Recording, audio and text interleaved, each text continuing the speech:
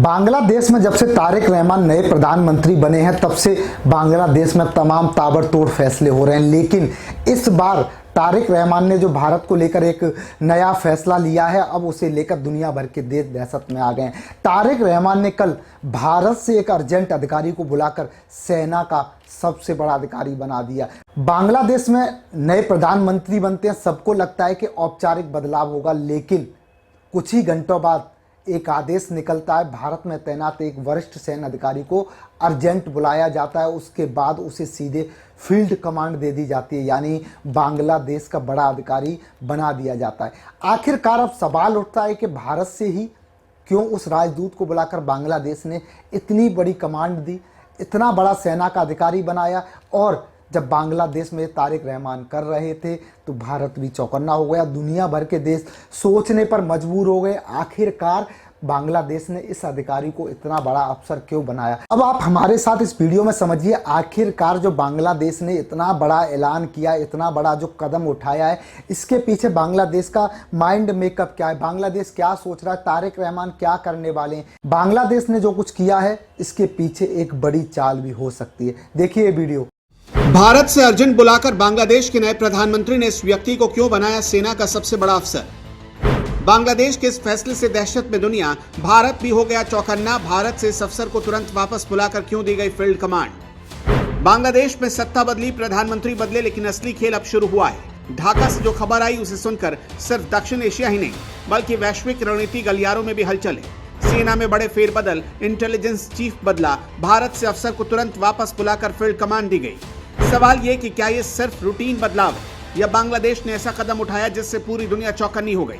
कूटनीतिक हलकों में चर्चा है, कुछ देश हैरान है और भारत भी स्थिति को बेहद ध्यान से देख रहा है। लेकिन फर्क यह है कि भारत घबराया नहीं, भारत समझ रहा है, विश्लेषण कर रहा है और रणनीति के साथ आगे बढ़ रहा है।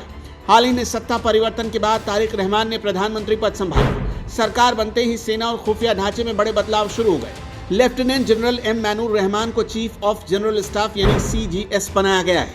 ये केवल औपचारिक पद नहीं होता, सीजीएस सेना की रणनीतिक दिशा तय करता है। Operational planning, long term military vision और स्ट्रक्चरल कमांड, इन सब पर इसकी पकड़ होती है। अब ध्यान दीजिए, जब कोई नई सरकार सेना के ऑपरेशनल दिमाग को बदलती है तो इसका मतलब होता है कि वो सिर्फ चेहरा नहीं बदल रही, वो सुरक्षा नीति की धुरी बदल रही है। दूसरा बड़ा कदम, ब्रिगेडियर जनरल मोहम्मद हफीजुर रहमान जो भारत में बांग्लादेश हाई कमीशन में तैनात थे, उन्हें प्रमोट करके मेजर जनरल बनाया गया और एक महत्वपूर्ण पैदल सेना डिवीजन की कमान सौंप दी गई।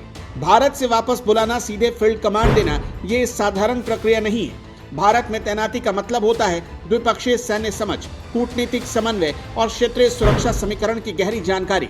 ऐसे अधिकारी को ग्राउंड कमांड देना बताता है कि नई सरकार रणनीतिक एक्सपोजर को महत्व दे रही है। तीसरा और सबसे संवेदनशील बदलाव, डीजीएफआई कोई सामान्य एजेंसी नहीं है, ये बांग्लादेश की सैन्य खुफिया रीढ़ है।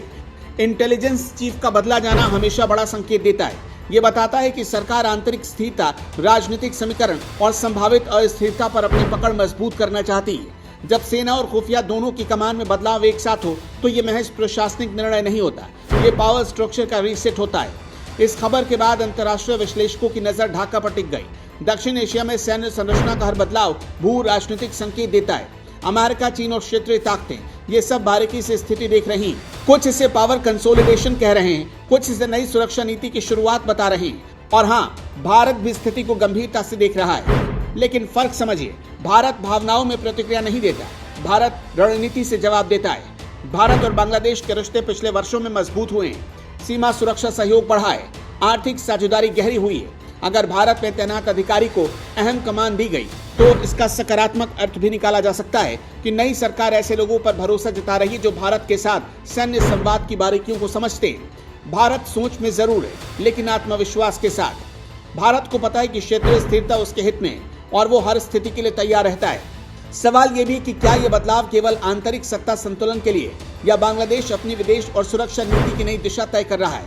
क्या ये स्थिरता लाएगा या नई शक्ति प्रतिस्पर्धा को जन्म देगा। इतिहास गवाह है, जब भी किसी देश में सत्ता परिवर्तन के तुरंत बाद सेना और खुफिया तंत्र में बदलाव होता है तो वो भविष्य की नीति की नींव रख रहा होता है और यही वजह है कि दुनिया चौकन्नी है। तो क्या ये सामान्य फेरबदल है या बांग्लादेश की नई सत्ता अपना पावर मैप फिर से डिजाइन कर रही है। क्या दुनिया की दहशत सिर्फ अटकल है या दक्षिण एशिया में कोई बड़ा रणनीतिक समीकरण आकार ले रहा है। भारत मजबूत है, भारत सतर्क है और भारत तैयार है। आप क्या सोचते हैं कमेंट में जरूर लिखिए। यह स्ट्रेटेजिक पावर मूव है या रूटीन बदलाव? वीडियो पसंद आया तो लाइक कीजिए, चैनल को सब्सक्राइब कीजिए और बेल आइकन दबाइए, क्योंकि यहाँ हर खबर सिर्फ दिखाई नहीं जाती, उसका असली अर्थ समझाया जाता है। जय हिंद।